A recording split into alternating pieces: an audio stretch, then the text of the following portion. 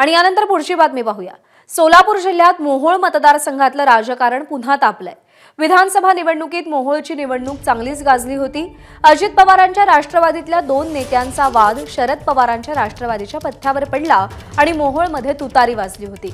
निवडणुकीत साथ सोडलेल्या उमेश पाटलांनी काही दिवसांपूर्वी घरवापसी केली। आता माजी आमदार राजन पाटील विरुद्ध उमेश पाटील संघर्ष पेटलाय।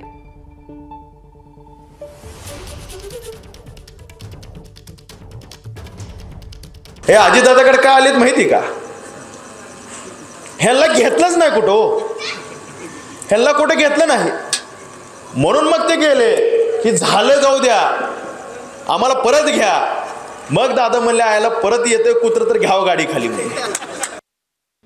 बैलगाडी खाली नेमकं कुत्रा का वाघ आहे या अजितदादाला सांगायची संधी मिळाली आणि निवडणुकीचा निकाल लागल्यावर अजितदादाच्या लक्षात आलं अरे अरे अरे अरे बैलगाडी खाली तर वाघ होता। बैलगाडी वडणारी जी बैल असतील का नाही, लय माज मस्ती करायला लागले, ती लय टुसण्या मारायला लागले की बघा त्याला शांत करायसाठी ट्रीटमेंट देतात। अॅनिमल हजबंडरीचा डॉक्टर असतो, आडवं पाडतात आणि त्याचा कार्यक्रम करतात, गपचीप नाकासमोर चालते। बैलगाडी वडणारी जी बैल आहेत,